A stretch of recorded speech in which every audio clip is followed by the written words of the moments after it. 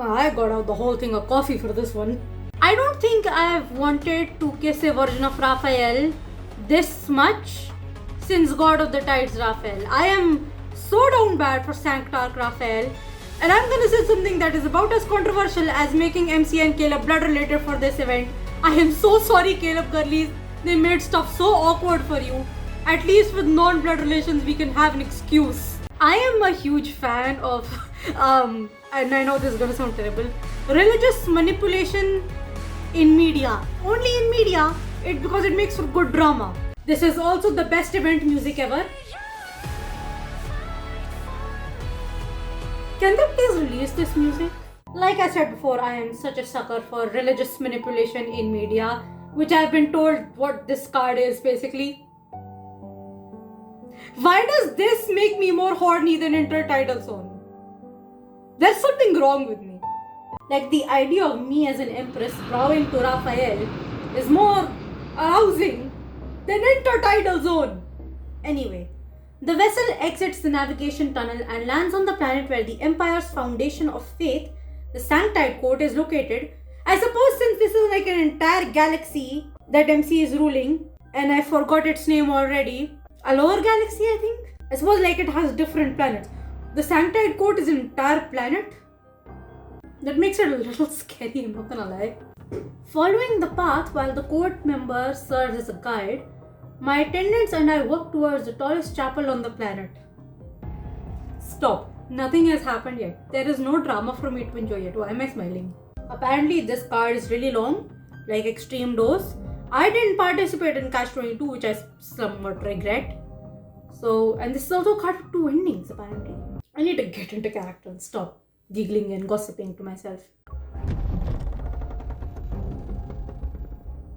Your Majesty, please sit on the Sanctus bench. Why does the bench have a name? I'm not gonna ask questions. It's located on the right side of the building. Stained glass windows reflect golden morning light and cast magnificent colors across the area. Oh, I'm just realizing, and I know I said I should get into character. The fact that I enjoy religious manipulation in media is probably the reason I also have a crush on Volo from Legends Arceus. Faint murmurs drift around the room. People have already filled observation seats, converse in hushed tones. People who have already filled the observation seats, converse in hushed tones. Stop giggling. Following their gazes and trying so hard to be serious. Following their gazes and conversations, I also look toward the gallows in the center of the chapel. The gallows? Bound to it is the... Excuse me? I just got done with Legends EA. What do you mean Lysander?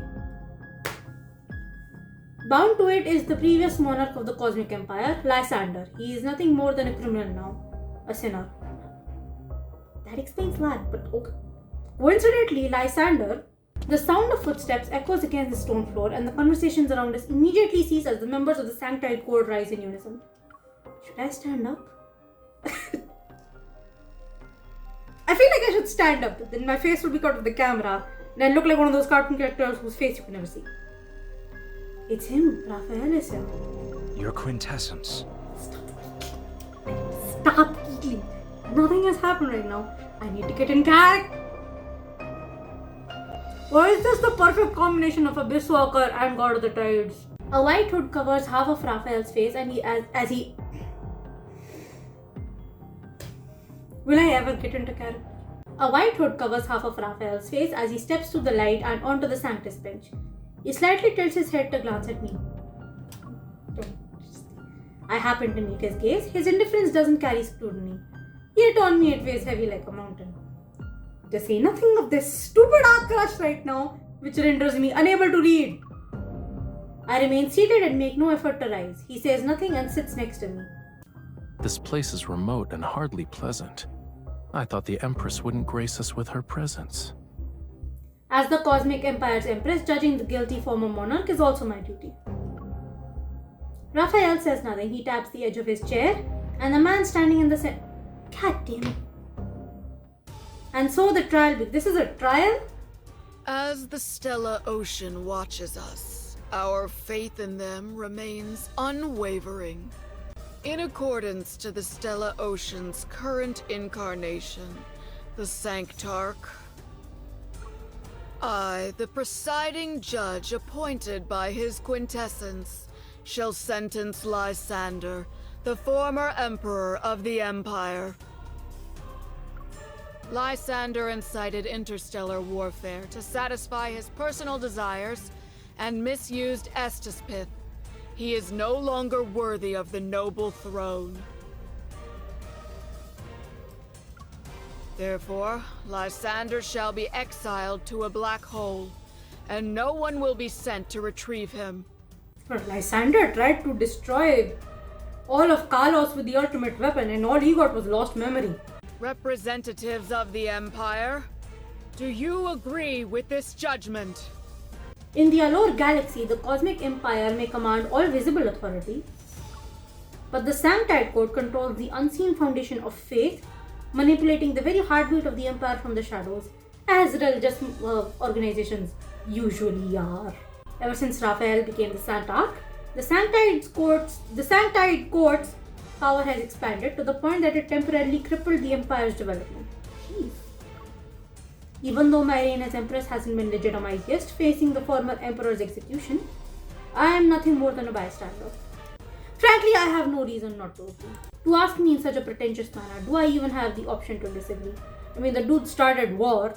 Sounds fair to me, honestly. I'm frankly surprised Lysander from ZA didn't get this kind of thing. On behalf of the Empire, I agree. For thousands of years, the Stella Ocean has continued to observe the most ancient, traditional methods for judgment. Scrolls are presented one after another to me and Raphael. I pick up the quill pen from the table. Chains clink softly as the previous emperor raises his head. One crazed eye gleams under his dirty, matted golden curls. Dude, this sounds like Lysander from Team Rainbow Rocket, and I know I keep talking about Pokemon, but it just tickles me that the name is the same. I just got done with ZA. Plus DLC.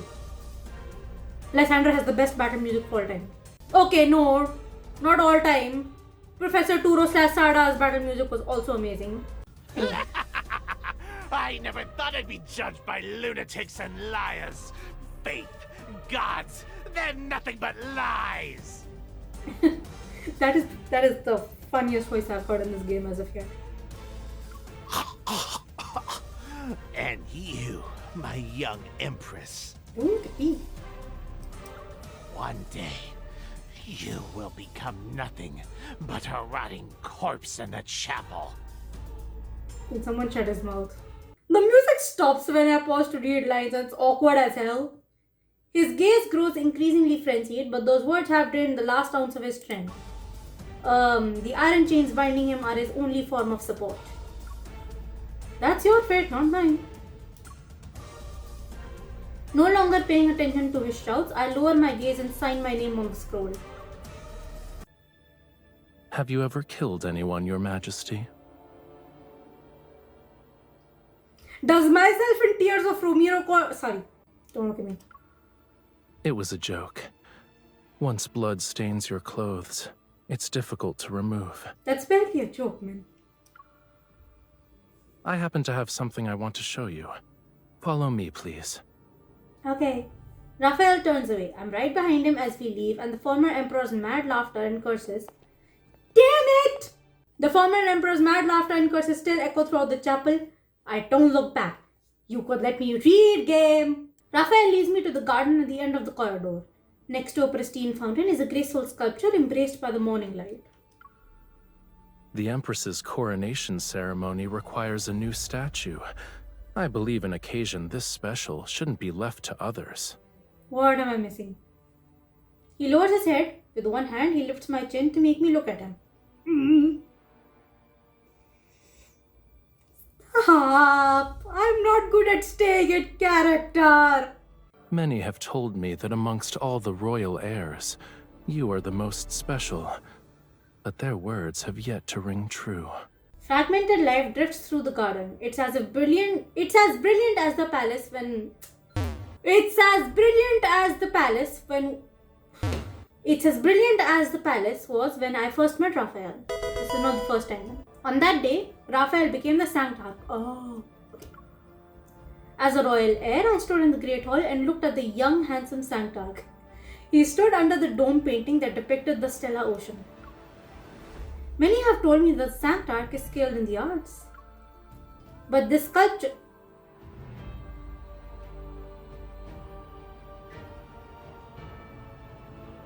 This is the music from Tears of Romero, the first Kindred. But this sculpture, the eyes are too narrow and the lips are too thin. It doesn't look like me at all. The body is also too thin. Anyway, with an almost insolent gaze, I examined Raphael's face.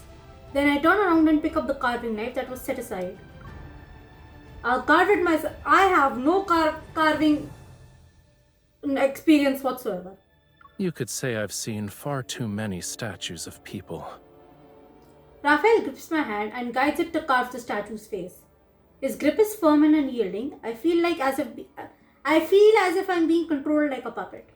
I should read. When I glance to the side, I note the indifference in Raphael's gaze. I'm at a distance where I can hear him breathe. They were just monarchs, but they believed that once they were enshrined, they would be immortal like gods. I delivered statue after statue. I didn't have the time to properly appreciate them, since I would already be carving the next one. I see.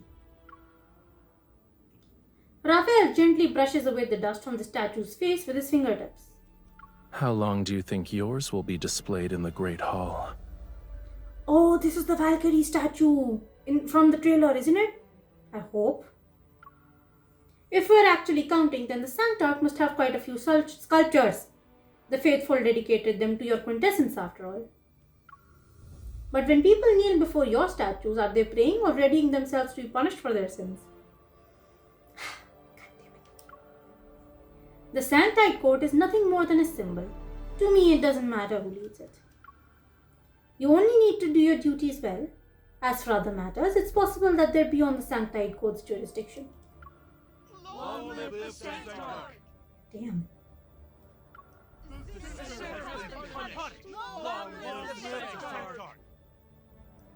This is fun. The commotion outside the chapel reverberates at an inopportune moment. My words are empty. Yeah, I had to hold back the giggles. It's time. Would you like to accompany me to see those followers? Sure.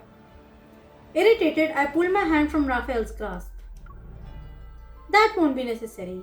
You've done so much today, your quintessence. It's time for you to rest. This is not Silas. You don't have to keep telling him, hey, time to rest, old man. I'm sorry. The joke's really funny. Silas is great. Just the old man jokes are funny. The starship is docked on the top floor of the chapel. As I prepare to leave, I look down at the bustling crowd. That splash of color belonging to Raphael is like a spark that fell into a wasteland. As soon as he steps out, a crowd bathed in dimness surrounds him. Only a gust is needed to ignite the flame of conflict. When that happens, I will be subjugated and reduced to a chapter in cosmic history under Raphael. I must stop the Sanctite court from expanding. Raphael will be my starting point. Damn. They say the Sanctark has 10 different souls. No one can truly kill his quintessence. At this point, why Sanctark? He may as well be the god. Those who anger the Sanctark shall be punished by the stellar ocean before dying under mysterious circumstances. I heard that his quintessence opens a third eye while sleeping and feeds on human brain matter for sustenance. This is Raphael, not Vishnu. Enough! In order to understand who Raphael actually is, I summoned ministers who have contacted him. But I only hear absurd, useless information in court. I need to silence everyone. They say this, I've heard that. Since when did you start believing in this nonsense? Your Majesty, I think we should focus on Muria. It's a planet controlled by the Sanctite court. The strategist, a minister whose duty is to predict the course of events as they unfold and offer me counsel, steps forward. In the past, the former emperor promised that he'd hand over Muria to the Sanctark. It was an attempt to appease the Sanctite court because of their relentless pressure on the empire. Muria is the Sanctark's home planet. His quintessence lived there as a child. I see. Moreover, Muria possesses an energy source that's extremely important to the empire. Astaspith. Astaspith? Ever That's since important. the Sanctide Court took control of Myria, they have restricted the Empire's Astaspith extraction and mining operations. Ooh. Astaspith. The Empire's technological research and weapons manufacturing use Astaspith, but only Muria's oceans can produce it. There are alternative energy sources, but the Sanctide Court's actions are equivalent to strangling half of the Empire's lifeline. Raphael made a brilliant strategic move. The Sanctard possesses a supernatural ability that lets him control others. The former emperor once told me about it. He theorized that Astaspith could affect the human body and bring forth tremendous power. It might be why the Sanctard can use such a skill. Damn. Is Raphael obstructing the Empire's mining operations because Astaspith is extremely important to him? Maybe it's just as Lysander suspected. Astaspith is the source of his supernatural power. Seeing my train of thought, this strategist provides me with additional information. This year's Tide Prayer is approaching, and we reviewed several records. Every year on that day, the Sanctarch returns to Myria. He goes to that distant planet from the Allure galaxy just because of Tide Prayer? Grabbing a possible lead from countless thoughts, I pause. Then I stand up. Seems the connection between the Sanctarch, Muria and Astaspith is not a small matter. Why don't we investigate this further? Prepare a starship. Its destination is Muria. The grey-blue glass acts like the eyelids of a deep sea. It slowly peels away the veneer. A planet silently emerges from the stellar ocean. Its name is Muria. The starship slowly descends and passes through the fog belt at low altitude. Come on! This is Romero. As the starship descends through the sea mist, the outline of a small town emerges. Today is Tide Prayer. People dressed in light-colored robes are gathered in small square. The Sanctarch leads their quiet prayers.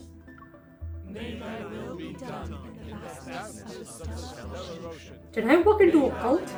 Never mind, this is normal, I know. I adjust the mask on my face, wrap my cloak more tightly around me, and follow the crowd to the center of the square. The morning light falls lovingly upon Raphael like golden gauze draped over an exquisite divine statue. But back to the misty descent music, yeah, that's the card. A large hood covers his face as he bestows blessings upon the people who are here for morning prayers. The radiance shall accompany Myria and all who look up to it forevermore. During the recitation, I'm only a few persons away from Raphael. Raphael raises his head. His serene gaze is akin to a floating bubble as it seemingly... Curses, he didn't recognize me, right? Nah, he did. I don't see a reason he didn't. I quickly lower my head, but all I see is the crowd slowly parting. A hand is extended before me. Ash! One must first acknowledge their sins to find deliverance. God damn it. Tell me, my lady, what is your sin? I have a dumbass crush.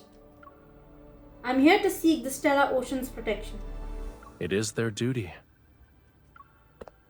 Raphael takes my hand and leads me to where he had been standing before. The stellar underneath that ocean's water. radiance shines upon all creatures. No matter who you are, you shall be watched by them. They need to give me time to read, Raph. Raphael lowers his gaze, and his unfamiliar gentle gaze seems to have already pierced through my mask. He recognizes me. Damn. But watching? This feels more like a covert warning. He doesn't want me to act rashly. He is watching me. Damn. All shall be protected by the stellar ocean. Long live the Sanctide Court! Long live the Sanctarch! Damn. This. Long live the Sanctide Court! Long live the Sanctarch! Yeah, okay, this doesn't go off quickly when I'm reading. My posture is almost stiff and I am unable to ignore a certain sensation. Raphael is pressing a small steel dagger against my back. So the Empress has decided to attend Tide Prayer. Why didn't you tell me in advance, Your I'm asking Majesty? questions. Please head back. Myria isn't a safe planet. It'd be most unfortunate if something bad were to happen. I take that as a challenge. I'm sorry. The chanting lingers in the air, the prayers end, and people surge forward. The pressure behind me eases. The crowd instantly engulfs me as my attendants return to my side. We've been discovered. Keep following him, but be more careful. Your Majesty, the mining area was sealed off this morning. All the miners have been ordered by the Sanctide Court to withdraw. Last year's mining records show that the area was only sealed off during Tide Prayer, too. Okay, I suppose that's fair. I mean, okay. I knew it. Tide Prayer was just Raphael's excuse to return to Muria. His real objective involves Astaspith. We'll stick to our original plan and go underwater. We'll look at the mining area in the sea. Please reconsider, Your Majesty. We're unfamiliar with Muria's marine environment, and there are also tide whales. Tide whales are legendary sea beasts that are extremely dangerous. They can appear and disappear without a trace, and one is capable of destroying 2 or 3 submarines. The existence of tide whales has never been confirmed. Besides, something's not right. We can't let this lead go to waste. The sunset's fiery red spills across the deck of the mining base. The steel floor reflects a metallic gleam. Metallic? My attendants and I silently neutralize the station guards and decipher the submarine's access codes within the base. The submarine's lights pierce through the dark ocean. I sit in the control room as we see the mining area at a depth of 3,000 meters. Warning. Continuous anomalous fluctuations detected in the magnetic field ahead. Navigate the area. Following the direction of the anomalies, the submarine descends. Slowly, the seawater is illuminated by a fluorescent blue light. I know it's because of the Astaspith. It melts into seawater and manifests as the radiant blue specks of light. They float and shimmer with the currents. I've only seen extracted Astaspith before. I never expected it to be this bright. It can almost illuminate the entire ocean. Is this like this AU's version of cores, aether cores, protocores, etc.? Astaspith surrounds the submarine and it becomes increasingly brighter as I make out a clear, dark blue path of light. At the end of it lies a sunken, abandoned structure on the seabed. Move closer to get a better look. Yes, Your Majesty. The submarine searches through the structure. After we pass several ornately carved stone pillars, our field of vision expands. This appears to be a garden. Throughout history, Muria has experienced many instances of submersion. This place must have been a city at one point. The submarine system indicates another light source has been detected. Masses of Astaspith appear. They swirl around a colorful cluster of coral. I slowly approach. The murky seawater becomes clear and reveals a sight I can hardly believe. Is that person? Oh no! The fluorescent blue light of the fluorescent blue ring of light slowly illuminates his face, and even though I'm a considerable distance away, I still recognize him. Without his mask and robes, Raphael no longer resembles a lofty sanctar. He rests quietly in the core as if he is in peaceful slumber. We are in an AU, not in Lincoln. What's with the omnipotent perception necklace? Raphael? Why is he here? Astaspith gathers around him and forms slender chains of energy. They pierce his body. Good lord. Fluorescent blue light particles flow towards Raphael as if they're delivering energy into him. Astaspith can be directly injected into the body and become usable energy. This will surely bring unimaginable power to the Empire.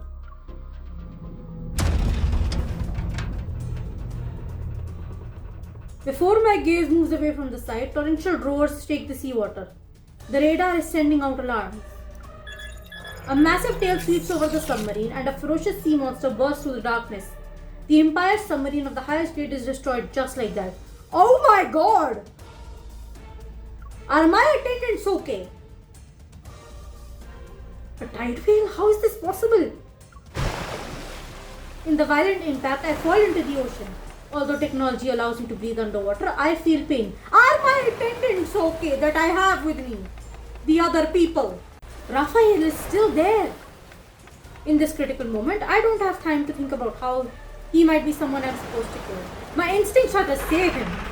He's sleeping here, he's fine. The violent turbulence fails to wake Raphael, so I grit my teeth, swim to his side and grab his arm. But the Astaspith acts like vines that are growing from his body. They're resisting me. Flames soar towards the sky from the submarine's location. I'm running out of time. Desperately, when the submarine explodes, I tear Rafayel out of the coral formation and... God damn it! When the submarine explodes, I tear Rafayel out of the coral formation and the thunderous sound causes the seawater to churn. The sea monster's shadow looms over me, but I can't give in to fear. I use all my strength to swim upward. I cannot swim! But the seawater's depths are too much. After swimming for who knows how long, I slowly become exhausted. My consciousness scatters, my body sinks until a hand grabs hold of me. Rafayel? A suffocating sensation fills my chest. The water chokes me, then I wake up. After coughing a few times, I finally recover from the dizziness. There's a stove where scattered pieces of firewood burn. A light is cast on the narrow room's damp floor and walls. A box of emergency rations marked as fish is propped over the pile of firewood. Sorry. And Rafayel's shadow sways along with the fishy aroma. Damn it! This was not supposed to be funny. Rafayel? I didn't mistake him for someone else in the ocean. But where are we? How is he still... Eat. As he speaks, he tears open the package of fish and places the food on the ground. Are you in bed? A thin, trembling kitten emerges from the corner and eats happily. This is for cats. Are you a cat? Okay. Ignoring his teasing, I cautiously survey the area. Casually feeding cats while not lighting cats. He will get along great with cats, whether he admits it or not. Although the room is small, it has basic living facilities. Yet it looks somewhat old and displays signs of wear and tear. It's as if no one has been here for a long time. You got me out of the ocean. Where are we? This is a temporary base that people used when they mined Estaspith. It was abandoned a long time ago. When we surfaced, this was the closest location. We'll be resting here for a while. Rafayel lowers his gaze and watches the cat lick the fish.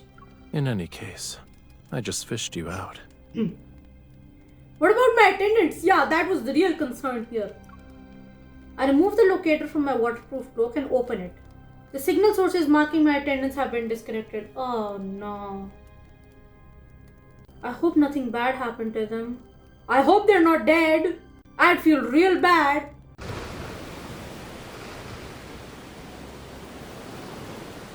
Because I'm worried about my attendant's safety, I want to leave as quickly as possible. I don't think too deeply and pull open the heavy iron door. In the endless darkness, icy rainwater and wind hit me. I can't open my eyes even though I'm near the door. With no other choice, I close the door.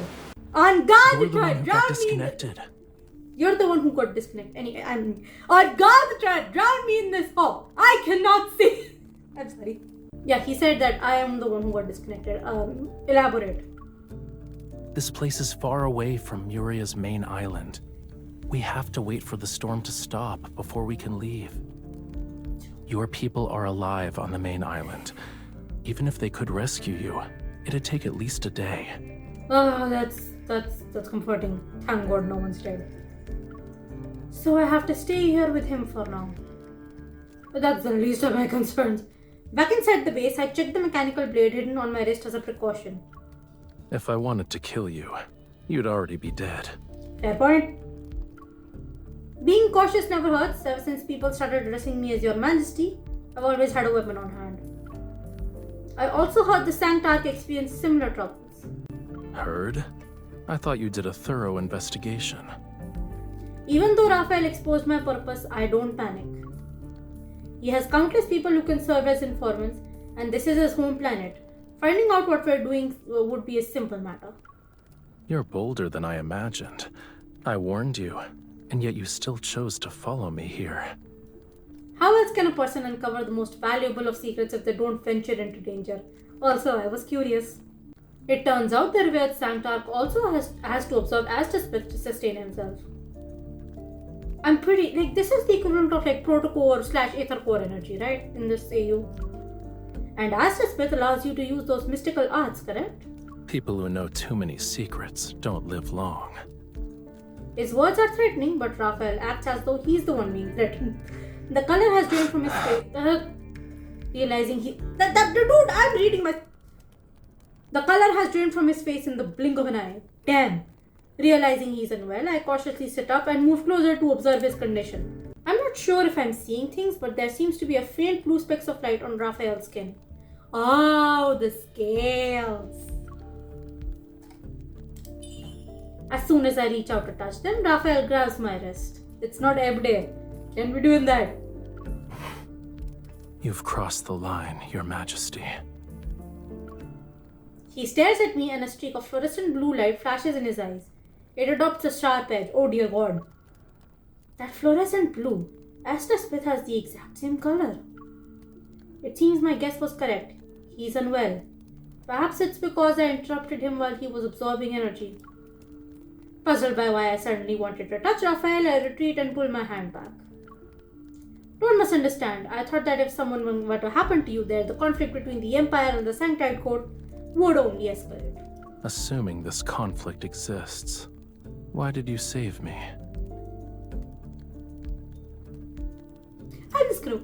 Muria was once under the Empire. In other words, you're also my subject. Can a ruler stand by and watch their subjects die? You're so kind. Rafayel turns away, his breathing heavy. Rafayel turns away, his breathing heavy. Hot air leaves his nose. I stand, walk to the table and use the firelight to find the drinking water tank in the corner. Let me read, for the love of God, and also, I can tell when sarcasm is being used. I've spent so much time around Snape in the last 6 years. After confirming it's clean, I take a small bowl and get water for Rafayel. Here, drink. He lifts his eyelids to glance at me, his expression somewhat perplexed. I cannot tell you how hard I have to focus on sentences and not at Rafayel's face, because if I look at his face, I will get distracted and start giggling again. I have to keep my eyes focused on the sentence. Otherwise, I will not be able to focus on anything. He lifts his eyelids to glance at me, his expression somewhat perplexed. You did save me. I just need to rest. I'm not dying. Pani to phir bhi pee le. Despite saying that, Rafayel takes the bowl. He drinks the water and I start to walk around the room. In one corner of the room, rust-covered machinery is piled up. At its center is an electronic display, its screen covered in dust. I gently touch the screen. Several words appear. Smith mining log. The first page is a record of sea monster sightings.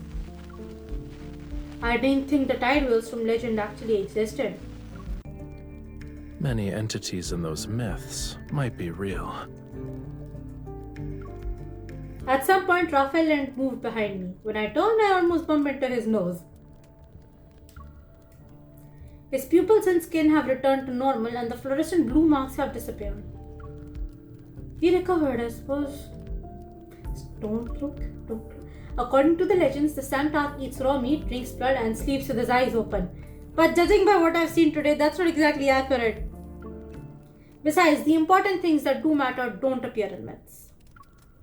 They're close enough that I can hear him breathe. Raphael's gaze is no longer sharp. In fact, there's a nonchalant laziness to it. Like regular Rafayel. I clear my throat and step back, but in the attempt to create some distance between us, I knock over the receiver on the table. This is the Narek Temporary Mining Base's real-time weather report. Oh dear. Oh no. At 2025, the 2-hour storm will gradually end in the Narek Sea. With a visibility of less than 8 kilometers, the northern part of the ocean will face level 4 winds. I'm stunned. Rafayel takes the display from me, flips forward a few pages, and looks down. Since your curiosity knows no bounds, I'll tell you a story. Rafayel tosses me the display and I catch it. The screen is still lit. It only has one line of text. This sea no longer looks like our home. Where else can I go? Once upon a time, there was a thriving seaside city in Muria. It had an abundance of natural resources. In the vast cosmos, the planet remained undiscovered for a long time. The people lived peacefully. Years later, Muria was discovered. That was when the slaughter began. Before the technology for extracting astaspith was fully developed, the few survivors were used as mining tools. The strong prey on the weak. I would hope both of us understand that. If you aren't the person standing at the apex, then even survival itself becomes a luxury. Isn't the tension between the Empire and the Sanctite Court also a form of survival of the fittest? Raphael turns off the receiver and the static in the air disappears.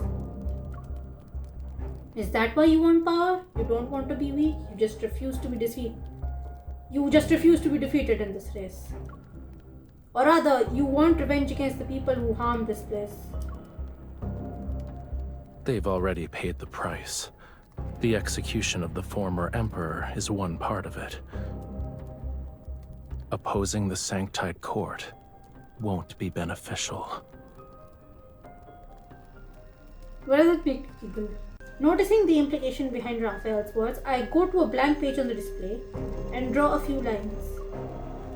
The diagonal lines are the eaves of a roof, and two small figures sit under them. The wavy lines represent the burning firewood. Everything matches our current surroundings. The present is the present, the future is another story. Since neither of us can go back, we might as well pretend you're not the Sanctarch and I'm not the Empress. We can at least try to be friendly. Raphael stares at my simple sketch and touches it. As if waking up from a dream, he sweeps his finger across it like he's cutting thin air. The drawing disappears. Let's go. To whence? Also whence? The rain has ceased. We'll visit the small islands around the temporary base. Maybe we can contact your attendants. It was just raining cats and dogs right now. What do you mean it has ceased? Outside, the sea's surface has calmed down and my coffee is cold now. This is the thermos. The coffee shouldn't be cold. This is a small, low structure built from materials that won't easily erode from seawater. Waves crash against the jetty outside of the base. Droplets land on my shoes. I just hope my computer doesn't turn off. I follow Raphael and board the speedboat at the end of the jetty. There's this sci-fi, kingdom thing with religious institution and like an empress, and then there's a speedboat. For some reason that's funny to me. The propeller spins, stirring up the seawater. The base's figure slowly recedes into the night. After traveling for some time, a narrow strip of land emerges from the mist. The town's lights twinkle, and the sea breeze carries distant, melodious, cheerful music. This place seems to be celebrating a festival. Streamers hang from the buildings with neat, pointed roofs. The shops on both sides of the city glow with warm lights. Ooh! Raphael did say Muria was destroyed during an invasion. But the street before me shows no traces of disaster. Coming here from the silent, dilapidated temporary base makes me feel like I've traveled through time. The locator beeps twice and calls me back to reality. It indicates the connection has been restored, and I send my coordinates to my attendants. Every year on the night of the Tide Prayer, they host a celebration. So cool. A fragrant aroma wafts over. Raphael hands me a paper bowl filled with grilled fish. Take it. This is the grilled fish I owe you. Thank you. I'm not a cat. Despite expressing my gratitude, I hesitate for a moment. I don't know if I should accept it. Once you're done eating, you should go. I don't know if I should accept it. Raphael sees this and just puts it directly in my hands. Yeah. What about you?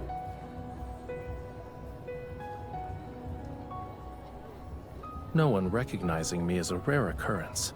I want to stay for a bit. Raphael looks relaxed, and it appears he does want to linger for such a simple reason. Cheerful music resounds in my ears. The carefree women, wearing dark blue dance skirts, step into a clearing that could hardly be called a square. They dance passionately, swinging their skirts. They're reminiscent of fish swimming in the ocean. Oh yay! Tangled! I pick up the fish. I taste its freshness and the flavor from being free from heavy responsibilities. Something I rarely experience. What's the name of that dance? It's not a specific dance. When the music plays, they move based on how they feel. Oh? Do you want to try? Yes, yes, please. Addressing the Empress by her first name. I pause. It's been many years since anyone addressed me as such. It's been so long that I had forgotten that being the Empress is simply a role. There's no such thing as empresses or sanctarchs here. I believe we're just two Oh, ordinary you people. took me seriously. Yay. Yep. Okay, Raphael. The corner of his mouth curls upward and I place my hand on his shoulder. Just so you're aware, I'm good at dancing. Are you referring to the times you listened to solemn melodies in the palace? You only wore the appropriate poses and expressions. Fair point. That can't be called dancing. Raphael supports my waist with one hand. Using a firm grip, he pulls me closer. I had to lower myself and lean back. He leans down, seemingly immobilizing me in his embrace. His unyielding authority refuses to be resisted. And people will still call him a sobber. You can let me lead. Raphael, allow me to tell you a secret. I am not the obedient, docile person you think I am. Outside the palace, I have other sides you've never seen before. So... I pushed Raphael away and immediately stepped forward. Without giving Raphael a chance to react, I take his hand. Pulling him toward me, I become the one who leads this dance. Our hands move across each other's bodies in accordance to the rhythm. We must look intimate at this moment. I take back what I said about not seeing how you're special. As the music gradually fades, Raphael catches me. While those final notes resound, we lock eyes. Neither of us speaks until the voices around us erupt in excitement. Only then does the air seem to rush into the space between us. Wait. Yeah? I realize that all the men who had been dancing are now bowing down to kiss the back of their partner's head. But kissing the back of one's hand has another meaning in the Empire. During a monarch's coronation ceremony, the sanctite court sanctarch kisses the back of their hand as a gesture of approval and recognition. Even though this isn't a coronation, I try to pull away, but Raphael doesn't let go. Yay! Why are you worried? This is nothing more than a meaningless kiss given to a dance partner. Still, my heart pounds like a drum. I assume it's because I dance so passionately. I offer my hand to Raphael and his soft lips immediately touch the back of my hand.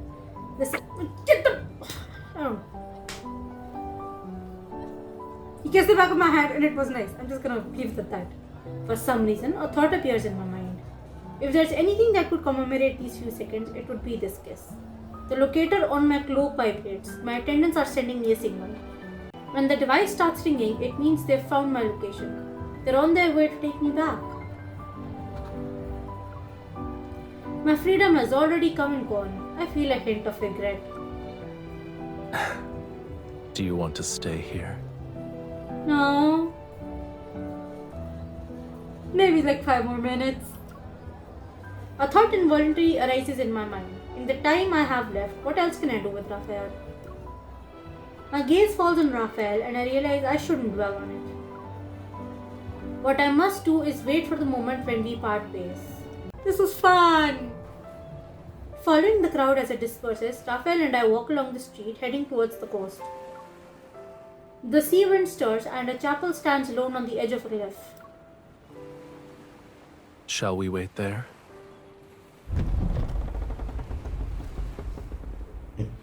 This is just years of... No.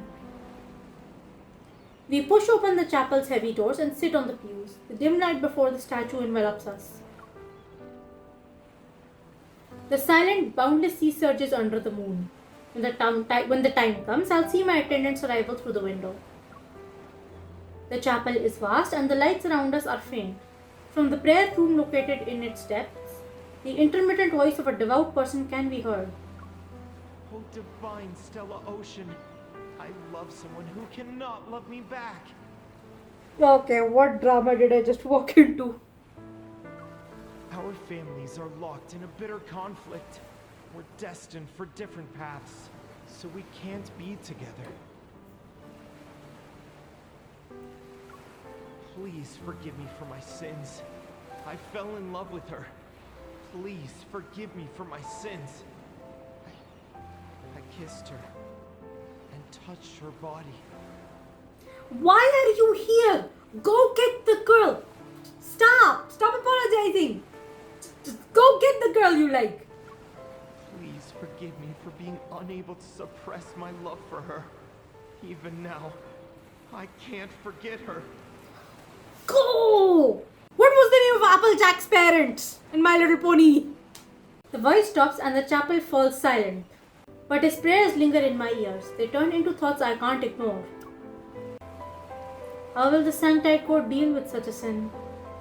To love or not to love, neither is under the gods' dominion. Thank you! So being destined for different paths is utter nonsense. I look up. A blinding flash of lightning streaks across the sky and illuminates the chapel.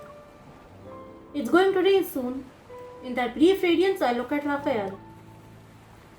He thinks falling in love with someone he shouldn't love is a sin. But maybe this was inevitable for him. Did I hit a spot? The downpour starts. I can almost believe my heartbeat is the sound of rainfall.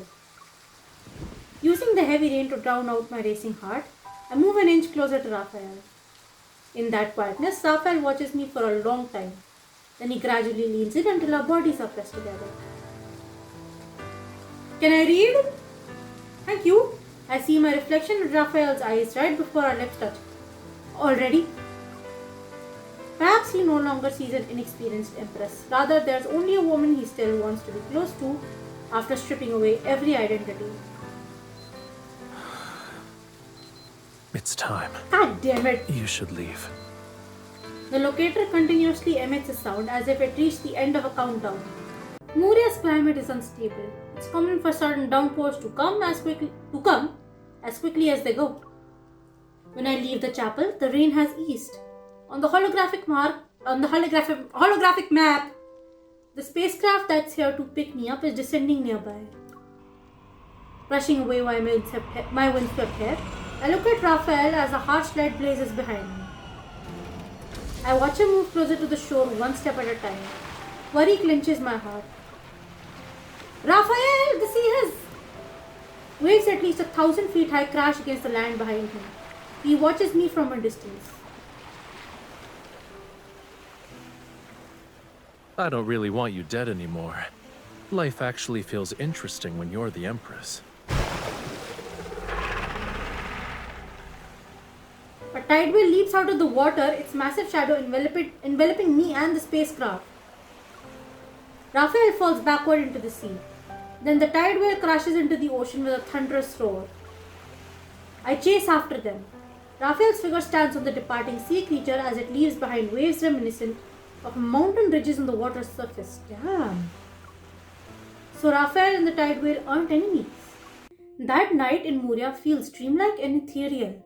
It only visits me after the sun sets in those darkest hours. But the time in which I've woken up from that dream increasingly grows larger. Sitting upon my throne, I calmly issue the order to form a blockade around Muria and discuss strategies related to the planet and Astaspith mining. Oh right, that was the issue. As I expected, Raphael would never allow the Empire to manipulate him like this. Several Imperial officers have died, and so a banquet called the Grand Unveiling has caught my eye. It's a grand event organized by Raphael. Everyone in the Empire is vying for an invitation. The officials who attended it experienced an episode of madness after leaving. Uh-oh. They squandered their wealth, destroyed their reputations, wrote countless bloody confession letters, and took their own lives at the doorsteps. I found this in their homes. The minister hands me an envelope. Opening it, I find an invitation to the Grand Unveiling. It's from Raphael.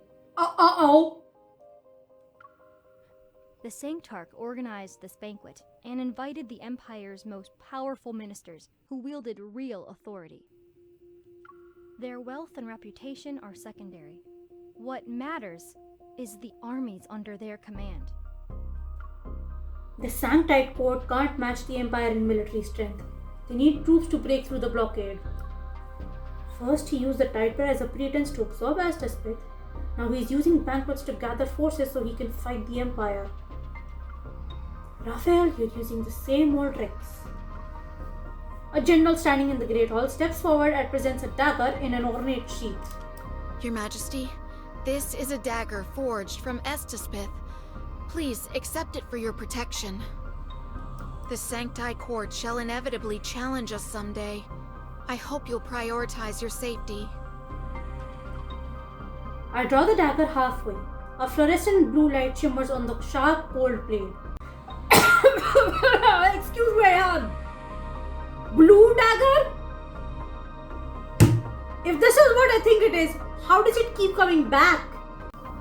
Find out which officials received invitations to the grand unveiling. I want a thorough investigation. In a few days, I'll visit the Sanctite Court's chapel and to confirm the details of the coronation ceremony. Until then, don't act rashly. It doesn't matter what happens. They bow and acknowledge their orders. I look down and slide the dagger back into its sheath. Before the coronation ceremony, the Empire had already deployed troops to Moria. It was to control the Aztespeth mining areas and set up extremely strict procedures. Authorization protocols have been set so that the Empire could start at any time. Aztespeth became a resource under the Empire's control. It can't fall into the Sanctite Court's hands. And just like that, these forceful measures shattered the superficial peace between the Empire and the Sanctite Court. 1 month later? At night, everything is still in the Sanctite Court's chapel. I am staying here with several attendants as I wait for tomorrow's coronation ceremony. I expected the Sanctite Court to be troublesome, but surprisingly everything has been going smoothly. Calm before the storm, I'm telling you. It's just that the Sanctarch hasn't shown up once. Your Majesty, this is your room. I nod and remove my robe, but I'm confused as to why the maid is still standing in the doorway. Is there anything else? The maid remains silent, her forearm twitching as she pulls out a note from her pocket. Okay, give it here. Upon closer inspection, there seem to be fluorescent blue lights clinging to her skin. Raphael, he's using his power to control her. Annoyed, I unfold the paper. Top floor, to the west, second to last room. Raphael signed this. You're giving this to me now? What do you want to do? I subconsciously check the Aztespeth dagger that's strapped to my thigh. After tomorrow, I will officially be the Empress, and Raphael will be nothing more than the Sanctite Court's Sanctarch. This is the last night that belongs to us. 2 people without any identities. MC, you are amazing. I will attend this meeting. At midnight, everything is empty and silent in the chapel. The flickering candlelight illuminates the corridors. Reaching the location mentioned in the note, I push open the door.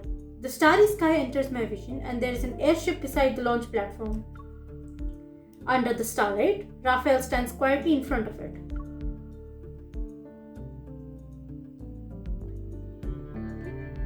You contacted me in the middle of the night. Are you not going to tell me where we're headed? So you wouldn't have come if I didn't tell you? I'm speechless. The airship's hatch slowly opens and I follow Raphael into the cockpit. No questions asked. You are as down bad as Raphael is, MC. And I totally get it. How can you not be down bad for that face? There's a reason I'm not looking at it.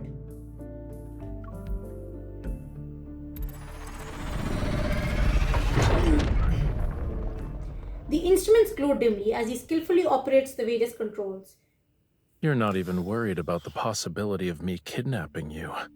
On the night before the coronation, the Sanctarch takes the Empress and runs away.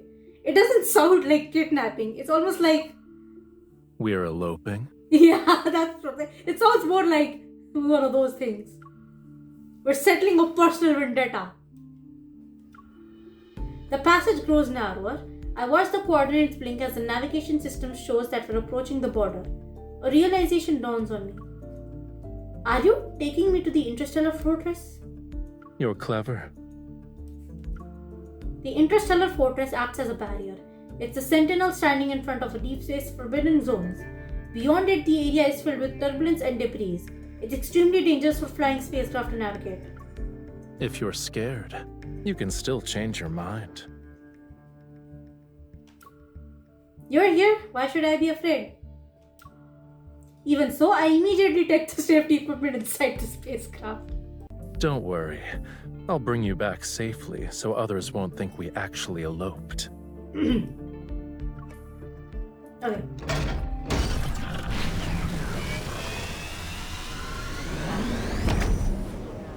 I will not bother reading that, it's already gone. The airship enters the departure zone. Several beams of light streak across the sky, and the almost transparent barrier opens up on both sides. The vast cosmos unfolds before us. In a distance, blinding light pulsates like a series of detonations. Another neutron star is exploded somewhere far away. You've seen meteoroids explode in space? When I was young, I was kidnapped because of my status as crown princess.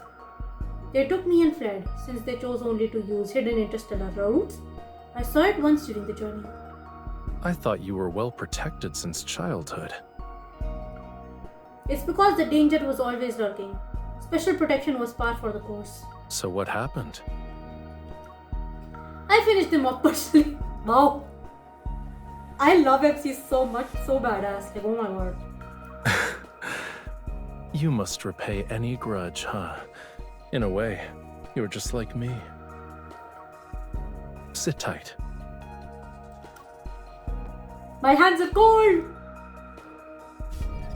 He activates the airship's defense mechanisms. The vessel's speed suddenly surges, and I'm forcefully pressed back into my seat. Meteorites of all sizes form a narrow tunnel. We weave through the bizarre, otherworldly scenery. The instrument panel reflects Rafayel's calm expression.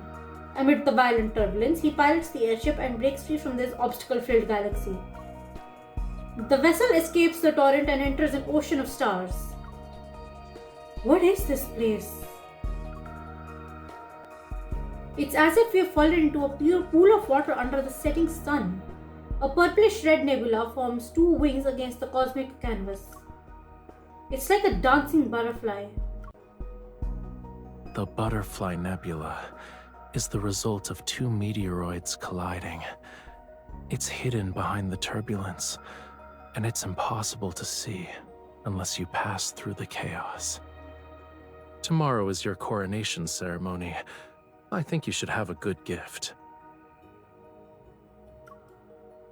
I turned my head towards Rafayel because I looked at the nebula for so long, the colors belonging to that ocean of stars gently veiled my eyes. In my vision, Rafayel is also tinted with those hues. The sight becomes a memory related to this night. It's more beautiful than when I saw it as a child. Thank you. At this moment, I seemingly have gained the freedom to be honest with my feelings. It's still recording, right? Yeah. I envy those two meteorites. One of them collided with the other. They couldn't escape their fates, yet in the process they became a rare, beautiful spectacle. Like Caleb and MC in his myth. They've been shattered, broken into little pieces. Is being envious of that worthwhile? I won't accept such an outcome, and I don't believe in fate either. I believe wherever my choices lead me shall be my fate. Yay! Before I can fully process what's happening, Rafayel leans towards me. His palm, clad in his searing warmth, is pressed against my thigh over my clothing. Oh my god, you're already getting frisky. Intimate yet methodical, his hand moves up by half an inch. My heart skips a beat. Rafayel touches my dagger. Oh, right. You know I won't start a war in Muria, so you set up a blockade around the Astaspith mining areas. You figured it out. Many have sat on that imperial throne. I thought you'd be the same as them. Am I being threatened or flirted with? I can't tell. In the dimly lit cockpit, our breaths mingle as Rafayel moves closer. I can feel his gaze on me, and I can't ignore his face because it's in front of the sentence. Judging by his expression, I realize he's aware that I brought a dagger. He also knows where it is. You're not the first ruler who wanted to kill me. But you're the first to call me by my name, and the first one to dance with me. He pushes my robe aside, but what touches me isn't Raphael's hand. It's a cold glass bottle, huh? He tucks it under my thigh strap. The item sits next to my dagger. I found an interesting bauble. When two people drink this potion, they will form an unbreakable connection. They will share each other's joy, pain, and death. Why does that sound like Hoopa's prison bottle? It's not love per se, but it's almost like it. Okay. Raphael's gentle gaze floats and settles on my lips. You can choose the dagger or the potion. Damn! The distance between us is no bigger than a hair. We stare at each other and share a look that's impossible to decipher, to surrender to. In that daze, my memories of our time in that chapel in Muria return. Our breaths intermingled as we were almost pressed up against each other. But that was merely a momentary lapse of judgment. I should erase it from my mind. Raphael, I want to secure my position as Empress. The choice I'll make is the one you don't want to hear. As Tuspith is already under the Empire's control, I now possess a weapon capable of threatening the Sanctite Court and Raphael. When victory is within reach, choosing love would be absurd. And yet we do it anyway. That's probably what I said.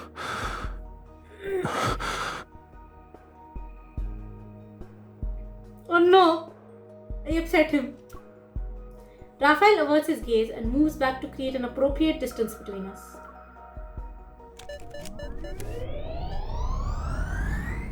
The airship is restarted. It stirs up the dust that quietly floats in deep space. I steady myself, but as Raphael pilots the airship to leave, I can't help but look back. The magnificent butterfly remains as if it will never change. We who witnessed it, however, shall return to turbulent currents. Sunlight passes through the opening at the top of the dome and falls onto the sacred chapel where the coronation ceremony is held. Under everyone's watchful gaze, I stand before the stained glass window. Wearing my robes for the coronation ceremony, I look at the sculpture that belongs to me. The chapel bells ring as scheduled, but the Samtak has yet to appear. There is no need to wait for his quintessence. Proceed with the ceremony. After an oath is sworn, the Sanctite places the crown upon the monarch's head. It symbolizes the Sanctite Court's approval of royal authority. I think it is very necessary to wait for your quintessence. Raphael isn't here, so I don't intend to continue following this president. Your Majesty. Yeah. The attendant by my side wears a solemn expression. We just received word that the Sanctite Court has attacked the Empire's forces in Muria. Oh, They're currently engaged in combat. I anticipated this, but my heart still sinks when I hear the news. His quintessence, the Sanctarch, has arrived. Oh, he's playing games. The officiant immediately bows his head as a form of salutation. Meanwhile, I look at the gates. A stern expression is on my face. Sanctite Court members surround Raphael as he enters. Today he wears the most ceremonial solemn attire that belongs only to the Sanctarch. The Sanctarch must think that the process of presenting the crown to the Empress is unimportant. His quintessence has only arrived now, after all. It just so happens that I share the same sentiments. Since the Empress rules over the Empire, it's natural for the Sanctite Court not to interfere. Everyone understands the meaning behind my words. The Empress doesn't need the Sanctite Court's recognition. The Imperial soldiers on standby place their hands on their swords in unison. The Sanctite Court's members assume the same stance, and the atmosphere becomes tense. Drama! Raphael, at the center of everyone's attention, raises his hand slightly. The court members lower their weapons. If there is no crown, then there is no sovereignty. Surely Her Majesty has no intention of ignoring history. Perhaps my actions will set the next president. Raphael extends his hand towards me. It's an invitation to start the ceremony where he... It's an invitation to start the ceremony where he kisses the back of my hand. I don't move. Raphael watches me, his expression calm. A streak of fluorescent blue light flashes across his eyes. What happened? What happened? Raphael's gaze controls my movements. Oh crap! My consciousness scatters for a moment and I watch myself place my hand into his palm. He's using his power to control me. He bows slightly and places a gentle, warm kiss on the back of my hand. I can only look at him. The person before me is strange and familiar. His kiss on the back of my hand overlaps with the memories of our time in Moria. Akemi and Raphael's time has ended. All that remains is the Empress and the Sanctarch. On behalf of the Sanctite Court, I shall bless the new Empress. The Sanctite Court shall continue to work with the Empire to establish legitimacy in the Alor Galaxy. Well, I was correct with the galaxy name. The fluorescent blue glow in Raphael's eyes fades, and I pull my hand away. I've also been waiting for this day for a long time. His pause is almost imperceptible. He takes the crown and places it on my head. Allow me to send a congratulatory gift.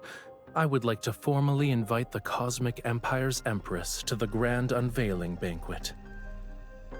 Oh no! I suppress my surprise as every gaze in the room falls upon me and Raphael. Those unaware of the truth might think Raphael is extending an olive branch towards the Empire. But I know this is a trap I can't simply refuse. Oh yes, this is the tasty drama I wanted. Once the ceremony has ended, the statue of me returns to the palace. Your Majesty, where would you like to place your sculpture? Where is that normally placed? The sunset's glow filters to the windows on both sides of the courtyard. Like gauze, it covers the statue's face. I trace her eyes with my fingers and wonder how long it took for Raphael to carve this. I don't want the sculpture. I draw the dagger meant for Raphael from my thigh strap and viciously stab the statue. The stone cracks from where the blade was plunged. Whoa! Tiny fragments tumble down. Destroy it. I pull the dagger out and use more force compared to when I stabbed the statue. Battles have raged on in Moria for months. Daily battle reports flood in like snowflakes. The Sanctite Court has controlled Moria for a long time, and their familiarity with the oceanic planet's terrain compensates for their inferior troops. The Empire's advance is exceptionally slow. Igniting a war is merely a Pyrrhic choice. Killing 1,000 enemies means losing 800 of our own. Given the current circumstances, the best solution is to kill Raphael. At first, I'm reluctant about the banquet. But after some careful consideration, this seems to be the perfect opportunity. I shall use this chance to figure out what Raphael intends to accomplish with his death banquet. So I attend the event. The spaceship hosting the banquet floats quietly in the cosmos. My forces remain hidden nearby to provide support at a moment's notice. Unlike ordinary spaceships, this vessel has been divided into banquet halls of various sizes. Its interior possesses luxurious decorations. Mosquitoes, go away, I'm trying to focus. The quiet corridor is seemingly endless. The Sanctite Court members walk ahead and lead me into the banquet hall, located at the spaceship's innermost depths. His quintessence is waiting for you inside. Inside, there's only one lit lamp above the center of the long table. Across the dark red curtains, shadows dance with the swaying candlelight. Raphael sits on one side of the long table. Next to him is a wine glass that's half full. It's as if he's been waiting for quite some time. Oh, delicious, delicious drama. This supposedly dreadful grand unveiling banquet is drinking with the Sanctarch. I wouldn't say it's the Grand Unveiling Banquet. I prefer to think of it as a private invitation. Uh-oh. Everyone who has been invited to attend must first demonstrate their loyalty to the Sanctite Court. You're the only exception. But the guests are people from the Empire. Raphael raises his hand slightly, and the red curtains beside the table are opened. Beyond the glass, a statue of the Stella Ocean stands at A statue of the Stella Ocean? How do you make the statue of the ocean?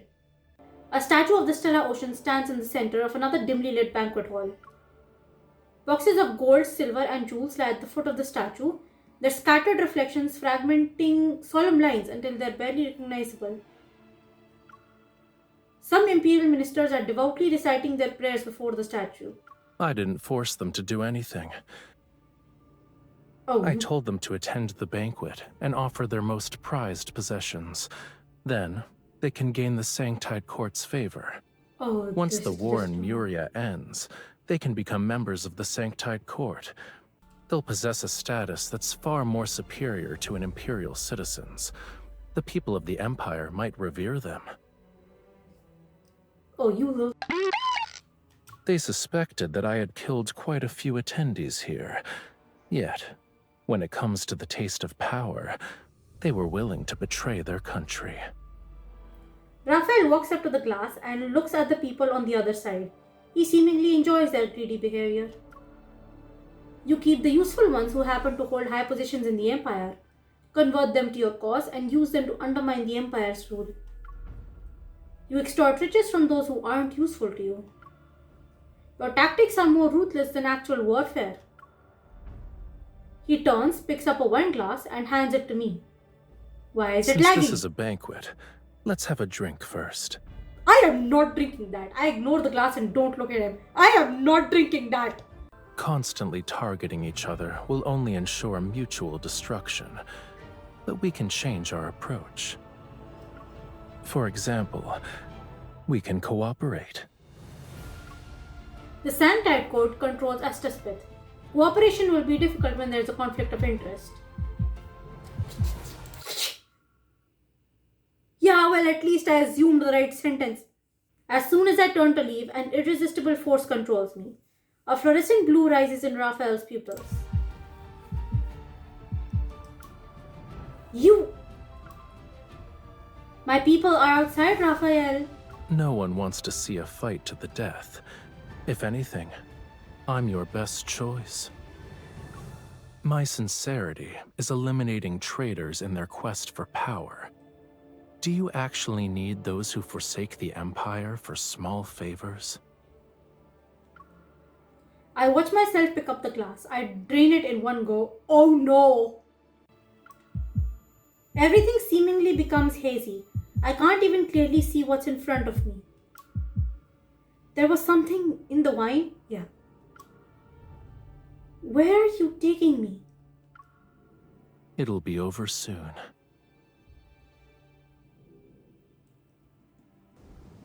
Where is the army?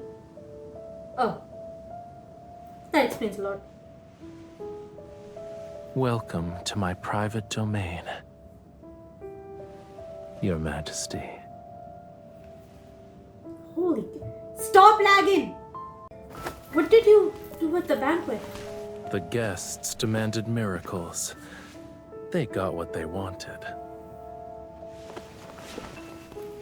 Look. Imperial power stole their land, blood, and lives. They resisted.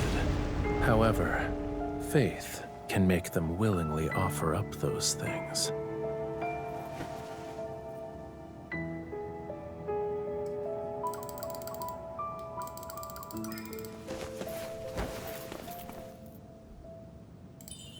Don't forget, your faith was built upon my territory.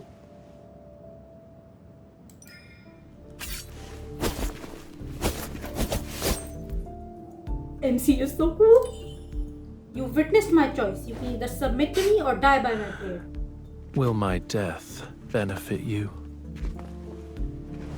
Killing me would be the worst choice. What are you doing? Uh-oh. Try it. I don't mind.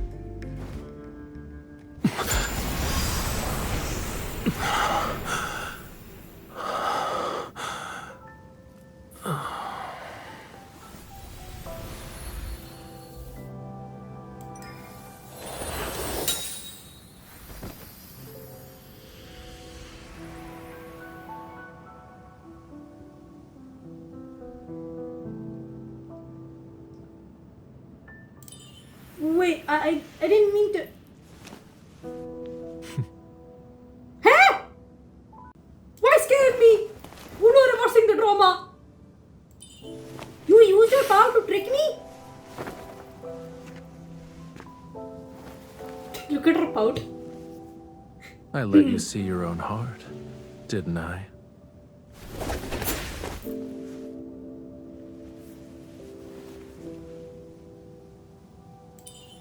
You win. Tell me what you want.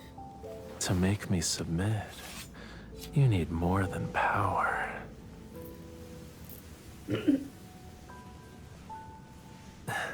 Use yourself.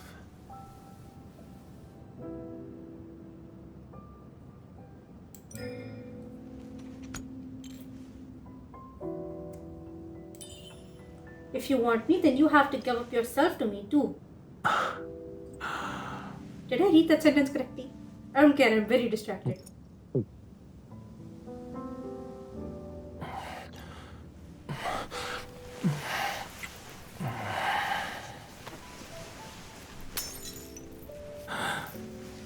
From now on, you and I, together with our power, we're conspirators.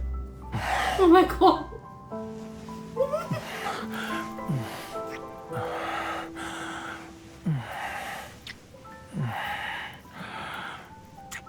Oh my god, this is one of my favorite versions of Raphael. Oh my god. I'm going to eat Santa Rafayel I swear to god. I slept for a long time on Raphael's private island. I dreamed that I was still floating and sinking in Muria's sea. Taste, I felt a searing pain as if my soul had been split in half. There was an emptiness within my body. I didn't want to float anymore. Yet as I struggled, my consciousness was slowly embraced. Even without opening my eyes, I knew it was Raphael. He's the strangest person I've ever met, yet he's also the one I'm most familiar with. A part of himself warmly, tenderly fills me. Our lives are intertwined, the Empire's Empress and the Sanctite Court's Sanctard. Those identities are cast aside. We are just simply Akemi and Raphael. When I wake up, I feel like I've emerged from seawater. There is not a single ounce of strength left in my body. Oh, he sucked all of it.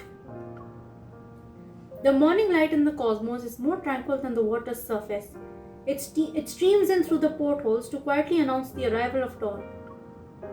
Raphael is holding me and he relaxes his grip once he sees I'm awake. I remember what you said to me when we were in that Murian chapel. It's time. You were referring to the time that belonged to Raphael and Akemi. I raised my hand and the fingers caressed Raphael's cheek. From that point on, you were no longer Raphael to me. You were only the Sanctite Court Sanctog. Actually, I was wondering if the time that belonged to Raphael and you could last forever. So forget what I said. I didn't mean it. Raphael lowers his gaze. Only now is he honest with his emotions. His words return to me. Maybe opponents who are evenly matched can be great conspirators. The speedboat stops in the middle of the ocean. Raphael holds my hand and he guides me to jump into the deep sea. We return to where I once discovered Raphael. Astespith drifts like butterflies in the water. They sway with the current. When I was little, I almost drowned. How do you drown? But that experience allowed me to discover the mysterious connection between my body and Astespith. I can harness its energy to do some unexpected things. Yeah, I saw. Raphael closes his eyes and the Astespith seems to have sensed his presence. They transform into slender conduits that channel energy into his body. During tide prayer, the energy in my body is almost depleted, so I need to return to Muria's seas every year. I'll be slightly weaker than usual on that day. Raphael takes my hand and the Astespith follows him to surround me. A cool sensation surges into my chest. I think I can feel the power you mentioned, Raphael. I've absorbed the Astespith. Does this mean I can control others? I'll give it a try. Raphael, kiss me. You are amazing, MC. I love you. Surprised for less than half a second, Raphael understands. Smiling, he approaches me. You can't test your newfound skill on me, even if I'm not being controlled by you. He caresses my cheek, then his lips are pressed against mine. They're the only warmth in this cold seawater. I'd still do it. Yeah, I figured. This is not the thing. Meowing is better. Ask him to meow. As Raphael gently kisses me, I can sense the power that comes from Astaspith, as well as her emotions. I think that if I stood in an open sea, mentioning love would be enough to make schools of fish follow me. They'd swim toward land. I had no intention of using warfare as a long-term strategy. It's more like the result of countless causes, a choice one must use because there's nothing else. But fortunately, it's not the end. Since I can't completely eliminate the Sanctite Court, I might as well take the olive branch that Raphael extended. We'll step back and cooperate. This is a rational calculation and the outcome I want. After discussing it with the ministers, the Empire and the Sanctite Court agreed to ceasefire in Moria. In exchange, the Sanctite Court and the Empire fairly divided the mining rights for Astaspith and clarified their respective interstellar authorities. For centuries, the power struggle between the Sanctite Court and the Empire has ebbed and flowed, but in this era, it has subsided temporarily. The nights in Moria are as lively as ever. The theater's curtains are open, and a brand new play is reaching its climax. Starting today, you shall be my empress. I will honor you. You shall never be tainted when you receive my love. Under the stage lights, the sign. I don't know whether this is embarrassing. I don't have second-hand embarrassment or. Anyway, never mind. Never mind. Just under the stage lights, the Sanctite takes the hand of the Empress. When he tries to kiss the back of her hand, she avoids it. Your promises are like that beach's sand. They'll disappear once the waves wash over them. How can I trust you? My dear Empress, you are my diamond in the deep sea. You're dazzling and precious. How could I possibly deceive you? This person has not seen Raphael and this play is stupid. You're talking to me about love? In your eyes, it's a trivial matter. Deceiving is what he does best. It's fun in media. Oh, he loves her. In the audience, everyone is moved. Their delicate silk handkerchiefs fail to contain the falling tears. However, the Empress pulls out a sharp dagger from under her beautiful yet heavy dress. She presses it against the throat of the Sanctarch. I had a very long dream. In it, we held blades at each other's throats. We're like the moon and its reflection on the sea's surface. We can't escape each other, yet we'll always be separated, unable to be close. Where is this play going? I mean, I suppose plays are extremely, what is the word? Exaggerated interpretations of what really happened. So, I may as well excuse it. Mother, aren't they in love? Why would they want to kill each other? You're still young. You don't understand that they must hate each other because of their circumstances, but they love each other because it's what they desire. I'm just imagining my MCO watching this play, just blushing in embarrassment like this. That's not what happened. This is so exaggerated. But the play is good, I guess. The curious crowd frantically enters the theater to witness the love and hatred between the Sanctite Court Sanctarch and the Empire's Empress. When someone in Moria says the word love, the sea breeze carries their story. Wait, did I get the good ending? I've been told this has two endings, good and bad. Was that the good ending that I got? Oh, okay. There's a choice in episode that skips just the entire thing. How? I'm so curious. I'm looking at this right now. Is this a split path? Why would this be a split path? It's in the first episode. Empire can't be a subordinate to the Sanctite Court forever. Concessions will only encourage them to push for more. Yeah, but like, why is this a split path? Surely I am just like messing with things. I do not agree, which is by the way stupid. Lysander, oh I see. Lysander's punishment should be decided by the Empire. The Sanctite Court has no right to interfere. All is quiet in the chapel. Raphael looks at me, his gaze not revealing the seriousness I expected. Rather, there is a hint of intrigue. The Sanctite Court members immediately rise and surround me and my attendants. I see. But Raphael raises his hand. He's signaling them to stand down. Since Her Majesty wishes to personally judge Lysander, I can make concessions. However, as the Sanctarch, I need to act on behalf of the Sanctite Court's interests if the Empress decides to take Lysander away. Understanding Raphael's warning, I remain resolved in making my choice. How would... Huh?